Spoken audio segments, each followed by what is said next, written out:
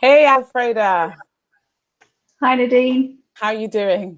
I'm good. Thank you. Oh, so lovely to have you on here. Really, really, I'm really chuffed that you're here today. We met via the Irish Institute of NLP, via the Share and Grow forum that we are a part of as mind coaches, the IAMC accredited. And it's so lovely to be with a fellow mind coach to really talk about one of the joys of your work and the place where you light up the most. It's really wonderful to have you on here. And it's such an amazing community, isn't it? The NLP community. Yeah, it's fabulous because I think what's really interesting is that people have come to NLP from such diverse backgrounds. So everybody has their own passion that they use NLP for, and many of them, are coaches and something else. And I think it's really interesting that when we meet, certainly as groups in our Share and Grow forum, that you get such diverse input and insight. It's fabulous. Yeah, it's Exactly. So, hi, everybody. Good morning. I am Nadine Benjamin, and I love connecting people, championing people, and celebrating people. I really do believe that everybody can in the way that you choose to. I believe that everybody can. I also really love taking people from self-sabotage. I am a certified high performance coach. I'm an accredited NLP mind coach. And I'm a professional opera singer. So I love using that vehicle also to send healing out into the world through my voice. And it is such an amazing moment and time right now to really click into who I am as an artist and who you are as artists. We're just talking to Elfreda that we are all creatives. So where's your creative spark today? Maybe have a think about it. Is there a hobby that you haven't been doing for a while that you'd like to click into? Get something to look forward to.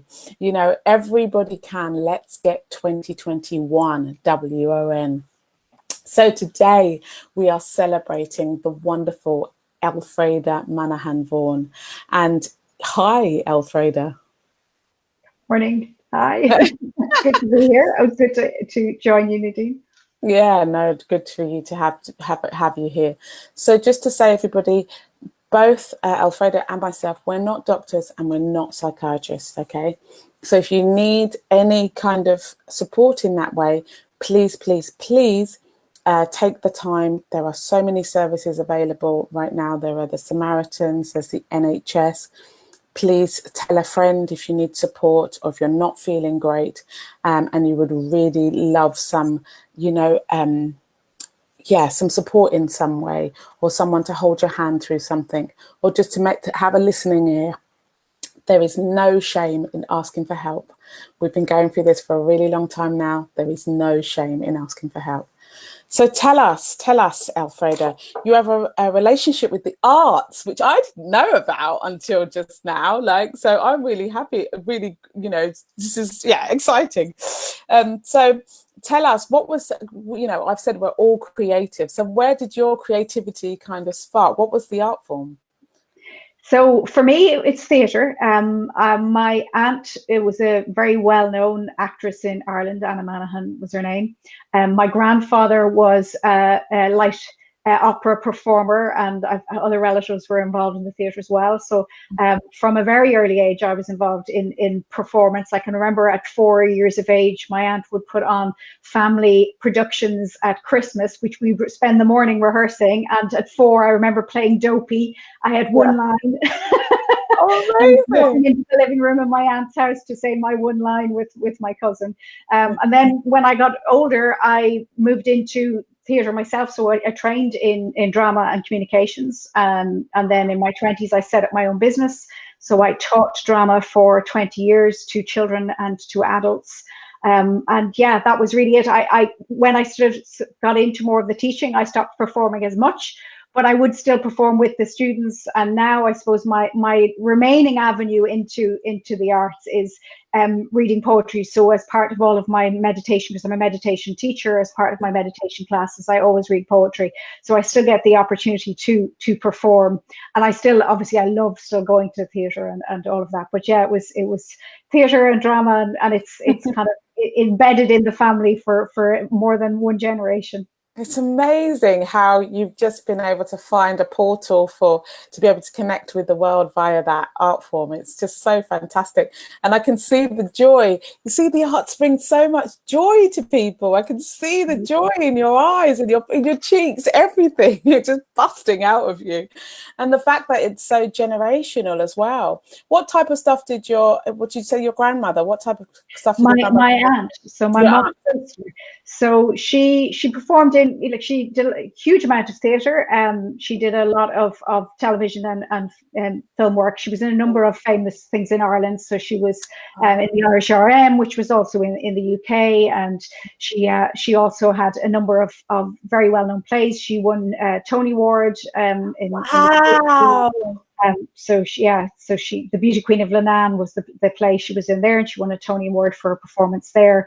And she also, the play Big Maggie, which was written by John B. Keane, was written for her. So yeah, she had a quite long career. She was still acting up until before she died when she was 84. She'd only given up a few months before she passed away. So yeah, she had a huge career. And then my grandfather, he performed on stage as well, and we other relatives as well who performed on stage too. So yeah. Oh, your aunt is such a big advocate then of everybody can to be performing right up until the age of 84. That's Absolutely. just stunning. So hey, Linda saying good morning, Nadine and Elfreda. It's good to be here. It's really good to have you here, Linda. So great that you're here. Thank you so much. So as we're talking, remember that you can ask Elfreda any questions that you'd like through the chat, and she will answer them if she can. And but we'll just carry on and just keep chatting, and let's chat together. So why did your relationship with personal development begin? So I suppose there's a long background to it, Nadine. So I more recently I've started to describe it because it took me a long time to be able to describe it. So I spent 36 years of my life living through one trauma after the other. So I had a very traumatic childhood. Then I had very huge difficulty in my teens. In my 20s, I had two very difficult relationships. I also had problems with my health, and I had two car accidents. And then eventually, when I was 36, everything settled down, and I was on my own for a bit. And I then met my husband, who was my first love. After 19 years apart, we married. We're actually 10 years married this year. And suddenly I went through what I suppose you talk Maslow's hierarchy of needs. My physiological needs were met. My safety needs were met. And then it was like, oh, what happens now? And the opportunity for self-actualization started to emerge. And because my background had been in teaching drama, and I had spent years with a real focus on how to help people become confident, I was really aware of how I could teach the skills of performance, and I could teach the skills of confidence, but still people still often didn't feel like they were good enough. And so that led me to think, well, okay, there has to be a reason behind that. What is it? And through my own journey to explore that within myself, then I moved from teaching drama to moving into training as a coach. And I trained in NLP, and then I trained as a mindfulness and a meditation teacher. And now currently I'm studying positive psychology and coaching psychology. And I'll be finishing my master's now in May, but I've my postgrad done at this stage. So it was fueled by my own journey, but also by experience of other people. And that's still something that really resonates with me now, that people can have all these outward skills, but on the inside not necessarily feel it, and that there's a very powerful connection that can occur in somebody when you can change that the outside is on the inside as well, and that they're basically congruent within themselves. And that was what I was looking for, a sense of congruence myself that I didn't feel I had. People would tell me I was confident, they would tell me I was capable, and yet I was riddled with all of my own Cptsd, self-doubt and everything else. And it was about trying to figure out how to deal with that. And that then brought me to wanting to help other people through my coaching and through my teaching as well. Yeah. And so when you say that you had like one trauma after another, like, did you feel that there was like you were in this? I mean, because I really recognize what you're talking about, being in one trauma after another. My lifestyle was very similar to you up until a certain point. I mean, mine was a little bit earlier on at 26. So and only because I was an alcoholic, so my life just felt like it was going from one drama. But I really did feel like up until the age of 26 that I was just going through this loop. I'd come from a family full of domestic violence, and I just was just like in this loop of, and I was bullied, and I was just thinking like, oh my gosh, am I ever going to get out of this loop? Was that very similar to you? Did you feel like you were just on one constant loop of disaster? Yeah, I mean, in hindsight, when I think about it, I think, yes, it was like a roller coaster. But in it, I don't think I was conscious because it was my normal. So I grew up like you, I grew up in a home with domestic violence, with alcoholism, with unemployment. And it was this constant, managing the stress of it every single day. And it was only really when I got to my teenage years that I started to talk to other people. And I then went, oh, okay, so this is not what everybody has. Yeah. And that was quite a kind of a realization. And even when I would talk to people and mention stuff about family, and they go, oh, yeah, and I go, no, it's not the same. They're not living what I'm living. And so that was really one thing where I realized it wasn't normal, but I felt I was normal. So on the outside, people would, they would say to me, you're not like everybody else, and all of these things, and you get caught up with this idea of thinking you're special, and then I realized one day I'm not special, I'm traumatized. Yes. I was like, oh, this is awful that I'm traumatized, I'm not special. So that was a weird thing in my teens, and I suppose I didn't really recognize that there were times. I remember my parents separated briefly in my teens, and I fell into an absolute exhaustion, and my mother had me tested for every illness, and that was one of the first moments where I kind of stopped for a moment, where the hypervigilance eased off and everything stopped, and then I went through another cycle, and then I fell in love with my now husband, but at the time we broke up, and I was heartbroken, and I had a complete emotional breakdown, failed all my college exams, quit university, and it was during that I really started to become conscious of what was going on, but I didn't know any other thing. So I had no way of saying, well, this is what normal is like. I only had anecdotal evidence that there was a normal. So I moved from that into a traumatic relationship that was, very, very difficult. It was emotionally very, very difficult.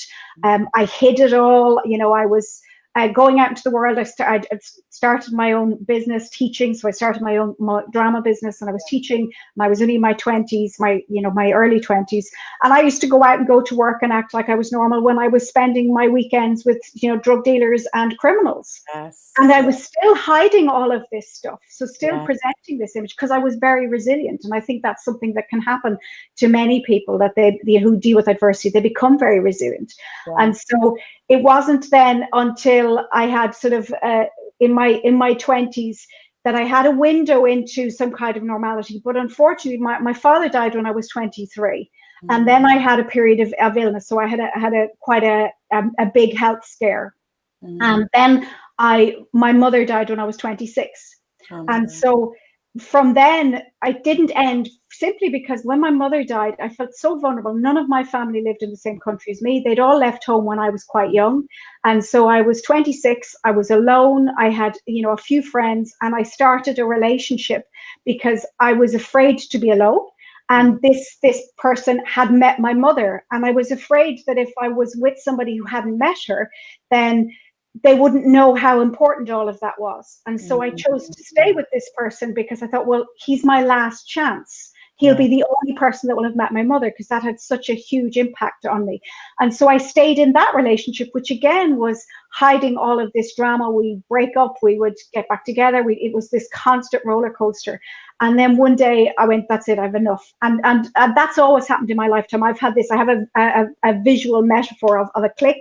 Yeah. And I've always had a moment where I went, done, that's it. And there was a day where I remember I looked at him and I went, this relationship was over. Yeah. And that was the moment that I realized, okay, this is the end of the roller coaster.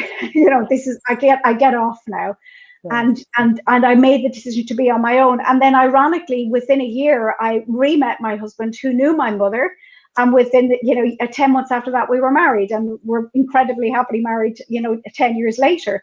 But it was that moment. And I think for me as well, and it may be similar for you, Nadine, is that what really shifted things for me in that period of my early 30s was I had some very, very solid friendships. And these were people who were normal. And I mean, genuinely, that they treated me as normally. So, when I fell apart or when I told my crazy stories, they went, oh, right, okay. They didn't go, oh my goodness, there's something wrong. Because I'm sure you've had this, and I'm sure anybody who's watching or listening would have this, where you tell a story and somebody goes, and then you never see them again. And you go, oh, I said too much. I thought they got it, but they didn't. And these people in my 30s, they didn't. One of them, I became friends with her in my late 20s, and knew her a long time, but they didn't. So there was this foundation of security, this foundation of people who you'd say something and they'd go, wow. Then you knew they thought it was crazy, but they didn't go, I don't want you around anymore. They just went, okay, so you've got this crazy stuff. That's fine.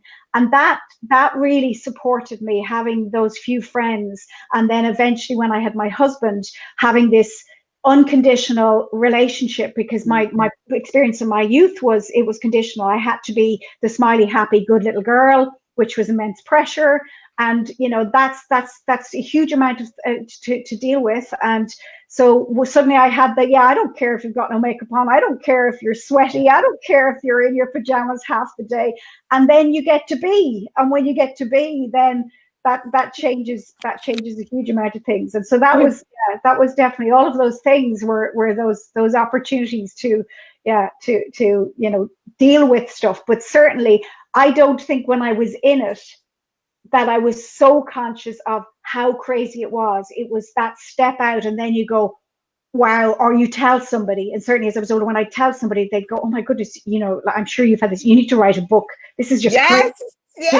And so I had a lot of that. And then I went, oh, okay, so maybe it isn't normal, So my light bulb switched on when I was 26, when I went into recovery, and I went into and we've got a saying in kind of the 12 steps is that the abnormal becomes normal. And when you're living in that world of the abnormal becoming normal, it's a crazy world. Oh, I think we've lost Elfreda somewhere. We've lost her somewhere. She'll come back into the room, we're sure. But Marianne Town-Smith is saying, good morning, ladies. Good to be here and to see your happy faces. Good morning, Marianne. Really lovely to see you. And also Martin Stiles, good morning to you. He's saying, good morning, ladies. Let's see where Elfreda comes, whether she comes back in, because she's frozen. And I hope she comes back at some point. But I love the story that Elfreda's just told. And definitely in the 12 steps, we really talk about the abnormal becoming normal. All those kind of what we perceive as kind of crazy behaviors or things that we thought were normal in our childhood kind of have this different perspective or different world or different viewpoint from everybody else. And I also had these three friends, and I still have them today, kind of 20 odd years later. And they were called Shanta, Nadine and Caroline. And we were all called the Benetton sisters because we're all from different parts of the world. Nadine is French, German, and Italian, and Caroline we called the English Rose, and Shanta, she's coming back in the stream. Let's see if we can find her. Hey. Yeah, I think we're going to find you now. I'm just trying to work out which one you're in. So let me remove one source. No, I've lost you again. Are you here? Hold on. I'm here. Apologies. No, that's all right. There we go. Great. Yeah, sorry. We have a storm, and I think my internet went down. Okay, bless you. I was just explaining about, I also had those three friends, and we were called the Benetton sisters. And we were called the Benetton sisters because Caroline was English Rose, and Nadine was French, German, Italian, or is French, German, Italian, and Shanta is Mauritian, and I was from a Jamaican heritage. So we're all from our different heritages, but we were called the Benetton sisters, and we're still friends today. And I love them so much. And yet you're right, they kept me in friendship without judgment. And even if there was judgment on the odd days, they still loved me, and they still loved me unconditionally. Yeah. And to still have those friendships, and to have those mirrors of reflection, you know, to be able to say, this isn't on, Nadine, or this is fantastic, or you're doing so amazing, or we celebrate you, is gold, you know. Hugh, I was just saying, Martin Stelzer says, good morning, ladies. Hugh Clifford has said, a very good day to you both, Elfreda and Nadine. So good to hear you share your stories. It is inspirational from two successful women that have turned your lives around. Well done, you. Thank you, Hugh. And Linda is saying, yeah, having a good support system is very important. Absolutely, Linda. Thank you so much. So tell us, we're here to talk today about CPTSD and post-traumatic growth. Could you just, you know, so everybody is in the same frequency as us, what is CPTSD and what is post-traumatic growth? And then we can just have a kind of conversation about it. Yeah, so CPTSD obviously is complex post-traumatic stress disorder. It's not, when you look at the DSM, which is, you know, the Diagnostic Statistical Manual of mental health or mental illness, it's not listed. Oh, she's gone again. Let's see if we get her back. We should get her back very soon. Unfortunately, with this system, when there is something like a storm, it can have an effect because it needs so much energy. So let's hopefully we'll get her back soon. I'm back. Yes, she's back. Great. Yeah, sorry, it disappeared again. Apologies, everybody. It's unfortunately windy, stormy Irish weather. So as I was saying, so CPTSD obviously is not listed as a disorder in itself in the Diagnostic Statistics Manual, but it is complex in that it is something that happens to somebody when they're going through ongoing trauma. So obviously PTSD is a single event, and you know it happens once and it has a huge impact on everybody. But CPTSD is ongoing. So, you know, historically they used to talk about things like war zones and things like that, but now they realize it occurs when people are living in, you know, adverse childhood situations, domestic violence, all of those things. And so what happens is that the person experiences some aspects of PTSD. So they can experience things like flashbacks and obviously insomnia and all of that. But the main things are they experience things like hypervigilance, that is ongoing all of the time and very often related to other people. So they often have hypervigilance, which is about micromanaging other people's experience of them and their experience of other people. So always making sure that people are okay, making sure they're not going to get angry, making sure that, you know, those kind of things. They often experience then toxic shame, which is, you know, feeling and taking responsibility for all of the things that may have happened to them. And then that can be completely overwhelming. And it's not like, you know, guilt, and it's not like embarrassment. Toxic shame is completely overwhelming. And then obviously there's, if you look at the work of Pete Walker, who does a huge amount of work into CPTSD, he talks about the fact that we have our fight, our flight, our freeze, and then our fawn, which is not a physiological process. It is a response or behavioral response. And so the fawn obviously is where we fall into major people pleasing and trying to keep everybody happy and being angel of mercy. And so I think it's really interesting because from a stress perspective, certainly when I'm teaching about this, to even recognize that if we're in fight, it manifests in certain behaviors that are really our stress responses. So losing our temper, controlling, bullying, you know, being angry, narcissistic behavior can be fight response. Flight response is the can't sit down, can't relax, always on the go all of the time, you know, having to micromanage everything. The freeze then obviously is the shutdown, the withdrawal, and very often linked to depression. So there's lots of research now that says that people have CPTSD, not necessarily mental illnesses like depression or anxiety. What they have is CPTSD. And then obviously the fawn is, you know, constantly trying to keep everybody happy, being the nice person, and in that mode suppressing a lot of the emotions emotions, which has a massive toll on the body. So there's a lot of physiological responses to CPTSD as well. Yeah, absolutely. I really had a really bad CPTSD for quite a very long time. And, you know, some of the work that I did around that was some EMDR, which is that thing of, you know, tapping into the trauma and then allowing it to release unconsciously, that kind of desensitization of it. But we were talking earlier and, you know, we think everybody will always have a form of PTSD, especially now as well, that, you know, while mine's, I would say, is not complex anymore, you know, in the terms of how it is, but there is still that kind of low frequency of it that I just think it's something that we live with the more work we do on it. Yeah, absolutely. I think it's true because they say with CPTSD is that, and trauma, that it impacts your brain. And so there are certain bits of the brain that are not going to be able to right themselves. I mean, we may have lots of plasticity in the brain, but it's not going to completely right itself. So I know for myself, you know, and I know this will make sense to you as well. And I often say it is a bit like being an alcoholic who doesn't drink.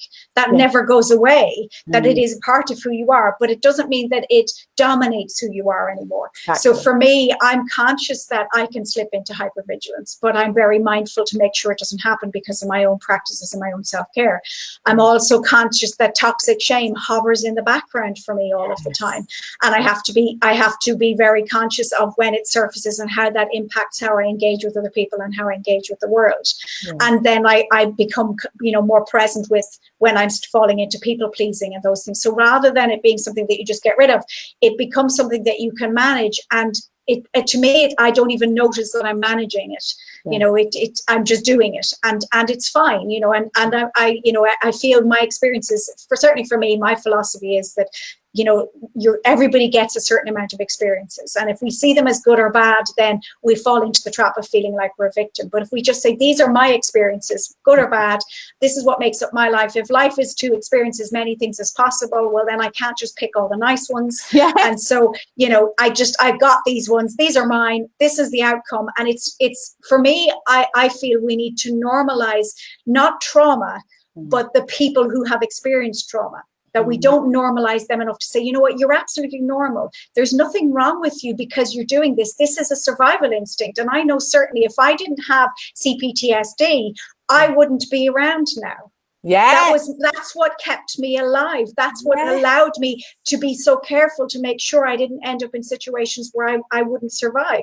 And so I'm grateful for my CPTSD. So it's not about saying, oh, I need to get rid of it. It's about saying it's there. And, you know, it's just something that I just deal with. And it makes me who I am. Certainly, and I know, Nadine, this will probably resonate with you. Hypervigilance is a really good skill when you're a coach, because you can read people and recognize things in an instant. They're not okay today. What's going on?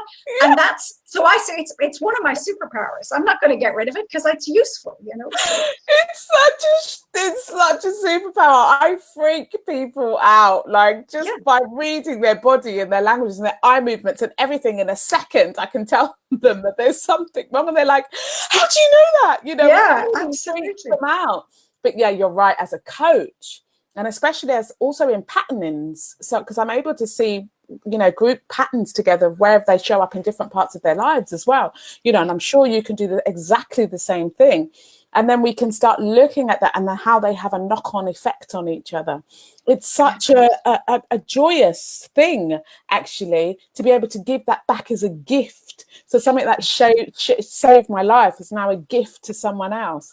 And instead of it being, oh, I'm ashamed to be that, now I'm like, I'm celebrating. You're right, it's a superpower. Absolutely. And I think, you know, as I said, we need to normalize the people who've experienced trauma. We don't want the trauma, but you know what, you know, 75% of people experience trauma in their lifetime. The WHO have done recent research in Ireland, they came out at 82%. So if so many people are experiencing some kind of trauma in their lifetime, and a huge amount experience it in their childhood, then we need to remove the taboos of saying, oh, there's something wrong with you because you've experienced this. You know, I have my own video series, which is Under the Circumstances, You're Totally Freaking Normal. Because I say that to people all the time. They sit in front of me and they say, oh, am I weird? And I say, well, no, because if you didn't have this, you wouldn't be here. Yes. You know, I mean, I even know my relationship. I adored my mother, and she was a wonderful person. But her own experience of trauma impacted our relationship. So I had a parentified relationship with my mother, where I was looking after her and supporting her. And so that I've had to do an awful lot of work on that to address the impact of that. But at the same time, I know if I didn't have that in my teens, I wouldn't have made it, because I would have taken my own life, because I wouldn't have been able to cope. But because I felt responsible for my mother, I didn't do it. Yeah. And so I look back at that and I think, okay, so this is one of the things I've had to do the most work on probably in myself. And at the same time, it is actually one of the things that has me still here. And so I wouldn't change anything, you know, that I've experienced. I'm so glad you said that, Elfreda, because the reason why I got to where I am is because in my patterning was, I've got to save my family. You know, and you're right. If I would have been dead, I would have been in prison, or I've been, you know, or I'd have committed suicide. One of the three things would have happened. But because I had this in the back of my mind with my trauma, that, you know, I've got to save them. We can't keep living this pattern. The family can't keep generations of this pattern. We can't keep living this pattern, you know. And for me, as I'm sure you're going to talk about now, which is this post-traumatic growth, you know, is about relieving myself of those pressures now. Because what worked when I was a child no longer works for me as an adult. So there has to be a new learning style. Do you know what I mean? But please, you talk about the post-traumatic growth. And you're right. We do have to repattern. And so I always say we have to consciously choose what happens next. We come programmed. And then we go, okay, so now what do I do? And so that's where I see it. So post-traumatic growth, I think, is one of these wonderful things in that it emerged not because somebody created it, it emerged because somebody recognized it. So the researchers, which are Tedeschi and Colquhoun, they recognized that people who had experienced trauma often came out the other side of it, changed people. And when they examined it, they realized that there is this growth potential. Now, it doesn't happen to everybody.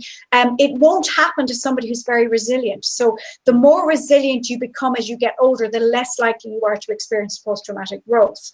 But there is a point where you don't have enough resilience, and then that occurs. So for me, I know it was after my mother passed away that I experienced post-traumatic growth. But there's two kinds. There's outcome and process. And so the process means you can be constantly in this process of growth where things are changing all the time, and that can take a long time. Mine probably took about a decade. And then there is outcome where it can happen almost instantaneous, and that often occurs most likely if you've had a single trauma. Whilst with Cptsd, it's often a process. And so what happens is you go through these changes. So you move from rumination that is, you know, dwelling on the past and asking the questions why, to moving into rumination that is about gratitude, that is about looking at the future, and it's about recognizing changes in yourself. So there's 5 domains where there's growth, where there's seeing new possibilities, having greater connection with other people, recognizing our strengths, having changes in spirituality. You know, all of these things start to occur in somebody when they experience post-traumatic growth. And you're a changed person. I certainly know that I'm not the same person that I was years ago. In fact, one of those friends that's still in my life said to me only recently, "You're such a different person now to who you were, you know, over a decade ago." She said, "You're not the same person that I've known since, you know, your 20s." And it changes you in positive ways. And we become, you know, aware of our strengths. We become aware of our abilities in our life. We become aware of what's possible, and, you know, experience huge levels of gratitude. Yes. And so there is a huge shift. And what causes the shift, one is the shift in the rumination. One is recognizing our strengths. One is, which I love, is this term, brutally honest optimism. So most people who experience post-traumatic growth are very optimistic, but they're not delusional. They're not thinking, oh, it'll all be wonderful. They're thinking, you know, okay, yeah, I can deal with this, and I'll figure out a way to make it okay, which I think currently with the pandemic is a really useful tool to have that realistic optimism, which is dealing with what's actually happening rather than living in hope, which, you know, can often be there's a Joe Dispenza says hope is a beggar, and I think hope, even though it's useful, it's not necessarily beneficial at certain times in your lifetime. And so I think these qualities lead on to the post-traumatic growth, and you know, once once it happens, people are changed. And my research is into post-traumatic growth and coaching and the use of metaphors. And I've interviewed some amazing people, and it's phenomenal the stories they tell about what changed and the level of their self-awareness and their level of gratitude and how they perceived their past in a different light. And it's a really powerful thing. Yeah, I love it. I love what you've just said. It's just really exciting to hear the light on the other side, because I always talk about the light and the dark are part of the whole. You know, whenever in one place or another, we're just integrating all the time and looking at how we can walk down this, what I call this beam of light, you know. It's so lovely to see our fellow coaches on here, Martin Stiles and Wendy Ainscough, saying morning. Thank you so much for being here. And Martin is also letting us know that the weather is pretty bad where you are. It's pretty wild in Ireland, he's saying this morning. So if we do get any more disturbances in terms of Elfreda going back and forth, please know that she's going to come back to us. And what a joy it is to have you in this space. Now, in terms of post-traumatic growth, you know, what is it about post-traumatic growth, would you say, in your life that you have felt the most grateful for? What's the one thing? Oh, gosh, that's an interesting question. Because I suppose, I mean, I feel grateful for everything, you know, like it doesn't matter what it is. I feel grateful for it. But I suppose the things that really became apparent for me in the 5 domains were, one was the recognition of my personal strengths, and the other was the relationships. And I may not have lots of you know, friends or that kind of thing, but I have a core of people in my life that are incredibly supportive. And so the gratitude for that and the recognition of how important that is a huge thing. And I think it's huge at the moment to realize that we do need to reach out to people. You know, we do need to have people around us that we can talk to, whether that's a professional who's trained to do that, or whether that's just, you know, your next door neighbor. But recognizing that you're not alone and that there are people out there who are willing to listen, I think is a huge thing. And for me, having having people who were able to accept me as I was, and who have been able to accept me on my journey to post-traumatic growth, to be able to and allow that, because sometimes people don't like that. Sometimes people don't like that you change, but to allow that and to you know, ride the waves with you is a wonderful thing. And I think those things are really important. And then just recognizing what's possible. You know, certainly for me, my past is, you know, quite far behind me. From NLP, we talk about timelines, and my timeline is right there. So I have to literally move it to see it, and I kind of shift it so when I want to reflect on something.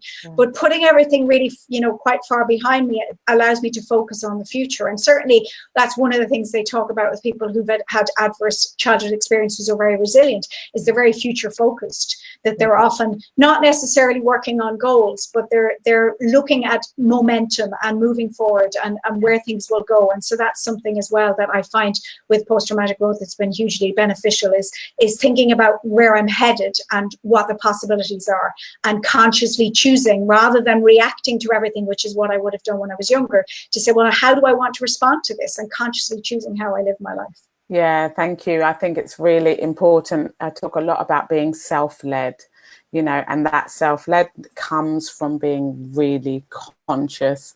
And I had interviewed Martin Stiles some months back, and he said one of the biggest things in depression is about that we have something to look forward to. And, you know, and just to have that focus of, and so especially around the pandemic, we were talking about the little things that could, you know, it could be your favorite film or your favorite piece of food or your bath that you're going to have in the week, or, you know, just something that's always there to give you that pep, you know, that aliveness, you know, and to let you know that it's a kind of gift to yourself as well. You know, I really feel that in that journey in post-traumatic growth as well, I really loved that you acknowledged that in this journey of growth, not everyone is going to be happy for you walking towards it.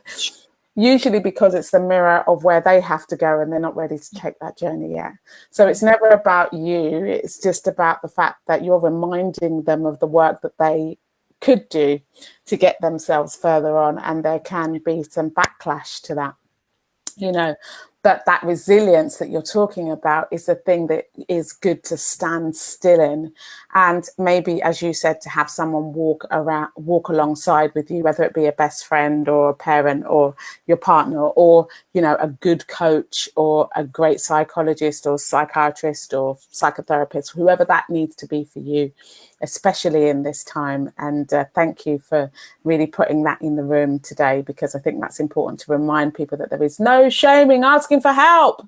I keep saying that, you know, because we talk about that toxic shame as well, that's also the thing that will not allow someone to allow themselves to give themselves permission. I mean, that's one of the things in post-traumatic growth that I've had to do, is to consistently write the sentence, I give myself permission to. And, you know, and that's unlocked so much in me. And so anyway, what are your 3 tips around CPTSD or post-traumatic growth? Your choice. You just go there for us. You've been doing such a phenomenal job. We really celebrate you being here. Tell us. So the 3 things, I suppose, for me, one of the pivotal moments for me to heal and work through my CPTSD was developing a mindfulness practice. And obviously I've trained as a teacher, but over the years I've really understood that it's not enough just to have a mindfulness practice. It needs to be a trauma-informed mindfulness practice, because different meditations impact people in different ways. And I often, people who come to my class and they'll say, oh, I tried to meditate and I can't.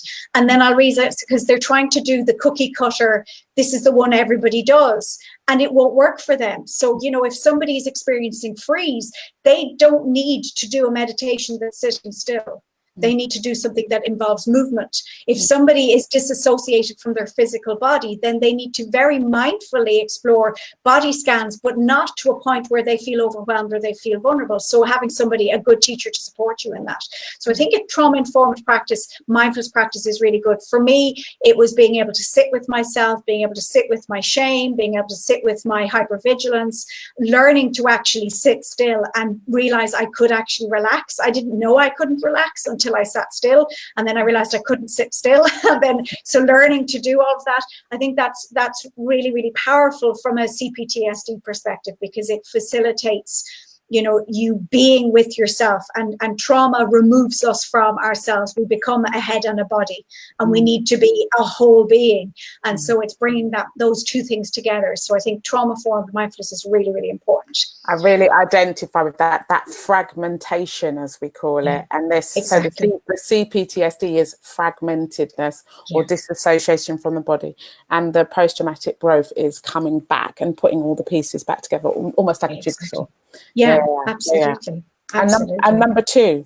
So number 2 is finding an expert companion. So this is one of the things in post-traumatic growth. So they talk about that people who experience post-traumatic growth usually have a companion. And the reason they're called expert is not necessarily that they are an expert, in that they're not necessarily professional, but they are somebody who has a set of skills that facilitates the person growing. And so that is somebody who is non-judgmental, who does not offer unsolicited advice, who is prepared to listen, who is unconditional in their acceptance of you, who doesn't mind that you tell the same story 100 times, even if you've told it in a slightly different way each time, that they're there because they recognize it's part of that growth, who is there to support you. And I think we all need expert companions. And very often people who've experienced post-traumatic growth will suddenly recognize, oh, that was that person, or those were those people.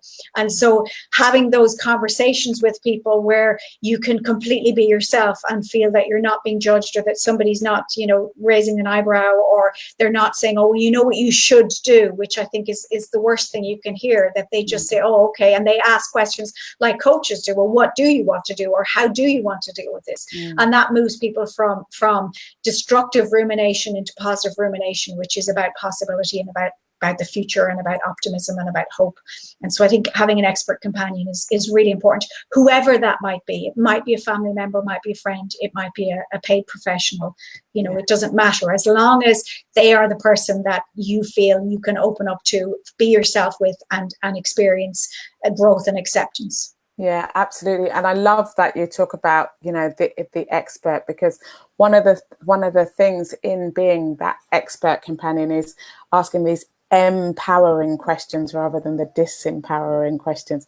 And I think it's one of the reasons why I love NLP, and another reason why I love high performance is because those two modalities are always looking to ask empowering questions that move you from that state of rumination into this positive place, and it leaves you going, oh my gosh, really? And don't you love, Elfreda, in the NLP, the way some of the questions are structured, they can almost stun you sometimes. You're like, is that really a question? Yeah, absolutely. The language can be quite distorted in some ways, and yet somehow unconsciously we find an answer to it. Yeah. And I agree. I always say, if you think in terms of, say, therapy versus coaching, therapy in my mind asks the question why, which is a useful question. Well, why is this happening and how did I get to where I am? But coaching asks the questions how and what. So, what are you going to do about this now? And how do you want to move forward? So it comes from a different place. So certainly for me, a lot of my clients are people who've been through therapy, and then they've got to the point of the how or what questions, and then they come to me. So I will say I work with the people who are the super normal people, which are the people who are resilient, who've dealt with adversity and get to a place where they go, oh, what now? Because they've moved away from that, and they realize I have all this potential, I have all this opportunity, I have all this choice in my life, and I don't know how to deal with it. And so I think those questions are really, really important, because they flip things for us very, very quickly and move us away from feeling maybe in our victimhood to recognizing our potential. Absolutely. Hugh is just asking a really interesting question here. He's just to ask on a lighter note, have we been too heavy for you this morning, Hugh? I'm so sorry.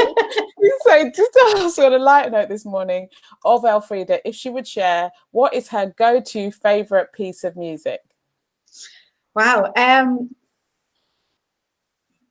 It's funny. My husband is a great person for listening to music, and we've been to so many gigs, and at the moment we're listening to Bonnie Prince, Billy, and we're listening to all sorts of other stuff as well, Celeste as well. We're listening to. But for me, if I want to feel uplifted, there's two which I'm sure will make you laugh. One is I will listen to Happy by Pharrell Williams. That will lift.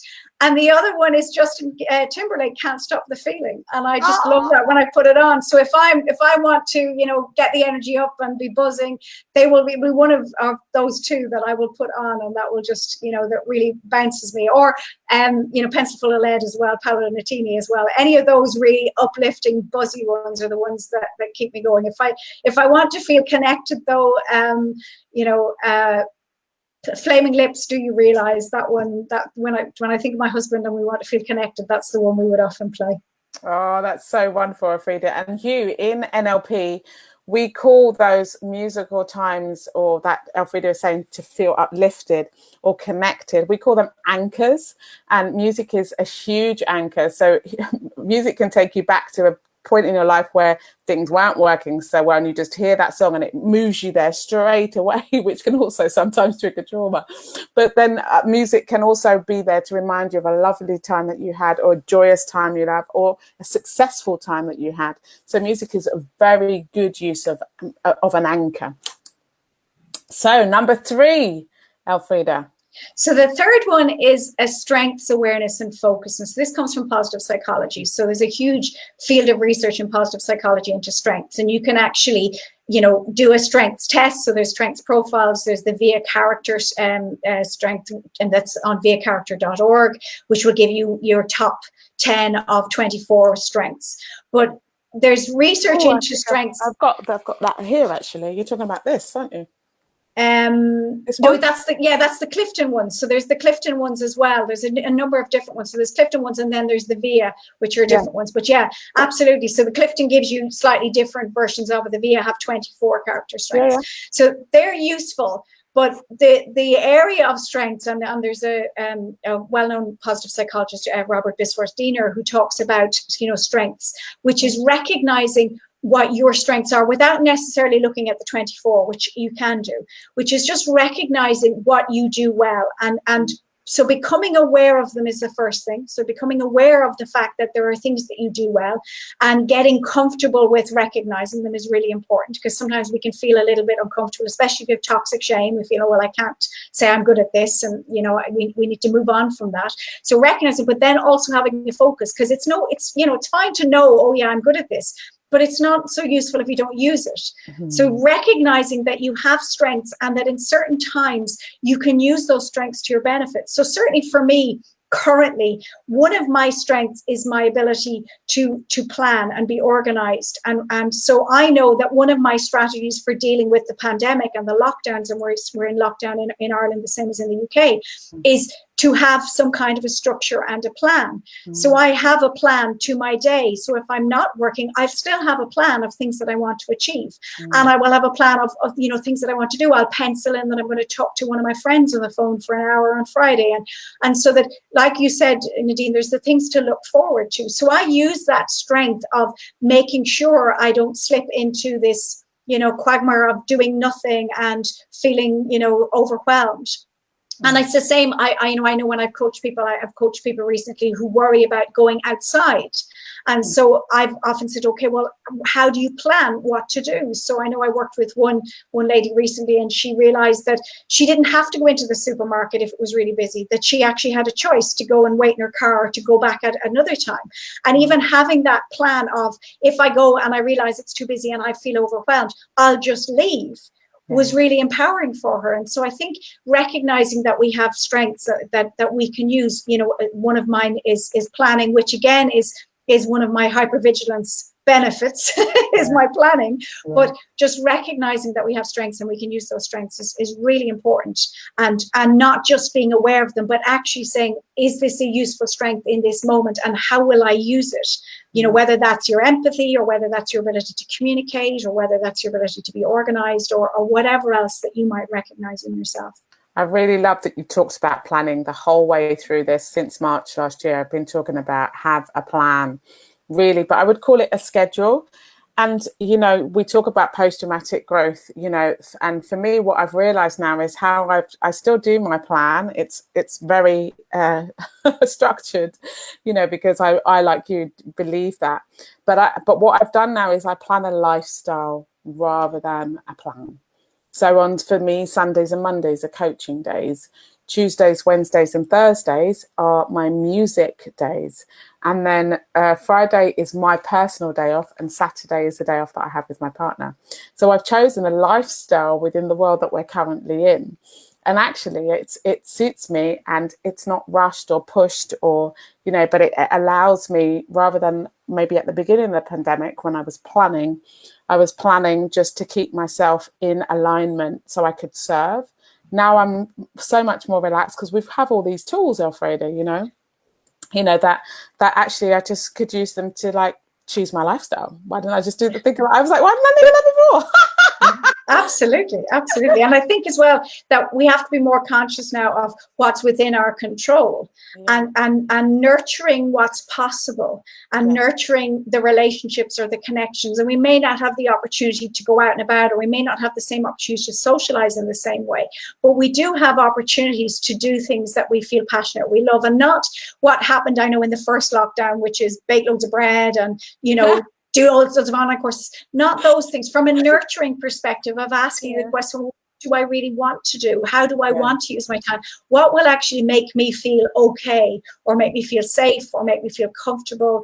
And so, I agree. It is about a lifestyle of not just putting in the have-tos, but putting in the want-tos, putting in the like-tos, putting everything on that, where you can see that I'm still living a fulfilling life. It's just different. And I think that's so important. And I think it is definitely possible, especially when we come to recognizing our values. If we realize what's important to us, then we realize, okay, if it's important to connect to people, then it's just asking, well, how do I do that in this current situation, this current climate? Not saying, oh, I can't do it because. It's about, well, I can do it, just how. And I think that's really important. Yeah, really. I mean, Hugh is just saying, thank you, great tunes, not too heavy conversation at all. Anchors, thank you both. You have been such a guiding light this morning. Thank you so much. I have so much respect for the work that you do as a practitioner, as how you show up in the Share and Grow Forum, as how you show up as a human being, and the fact that you're really just so transparent with your story and that you're using it for good on such a great scale. I celebrate you.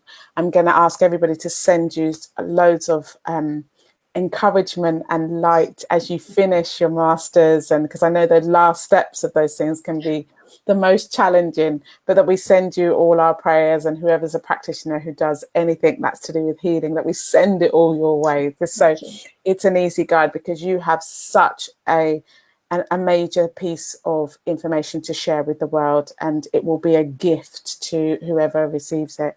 I really thank you for taking the time to share with us this morning. Please tell us, where can we find you, Elfreda? So, well, you can find me on all social media. So I have a Facebook page, I'm on Instagram, Twitter, I'm on LinkedIn. I have a YouTube channel, and I also have my own website, which is metamorphics.com, which is METTA-MORPHICS.com. METTA-MORPHICS, which is metamorphics.com. So you'll find me there, and I post my videos. I started posting my videos on Under the Circumstances You're Totally Freaking Normal last week, and so I'll be doing a whole video series in 2021, which will be talking about my experience of my own life and experience of my clients, and how to get to that place where we can accept our life and who we are and be comfortable with all of that. Absolutely, that's amazing. So I'll also put that YouTube link in here as well. Oh, thank you. And on this discussion of trauma, I'm also doing my whole life story called Beam. I'm reworking it. We will be giving you full performance in June. And at the Festival of New on Saturday the 27th in the afternoon, you'll be able to get to see how we're going to start working with this trauma, this fragmentation, bringing everything back into the whole, but via an art form of opera. So it's going to be a whole opera. And we're going to be looking at community, all the things that Elfreda has spoken to us about this morning. So if you do have time on Saturday the 27th of February, look at the Festival of New, and there are so many other wonderful artists making new work as well. And this is a time to get excited, something to look forward to, that people are bringing new work into the forum and really taking the time to celebrate their artistry under any circumstances that we are, because as Elfreda has says, and as I always say, is that we're not in control, but we are in charge. So, you have the choice now to make different plans for yourself. And if you feel that there are no choices, ask someone to come along with you. And if you know someone who doesn't have the strength to ask for help, recognize that and go towards them, because they need that from you. Okay, we've got Wendy Ainscough saying, wonderful ladies, always inspiring and sharing your wisdom. Thank you so much. Rosie has sent us a heart, I think. Nuno has said, morning, ladies. Marianne Town Smith has said, thank you. Great start to the day. And Linda has said, Nadine, that's great. Thank you so much, everyone. Thank you all for being with us here today. We've really enjoyed having you here. Thank you so much. I will be back tomorrow with someone, and I'll let you know in the chat tomorrow, this evening. But thank you so much, Elfreda. Sending Thank you you, so Nadine. much. Thanks a million. Thank you.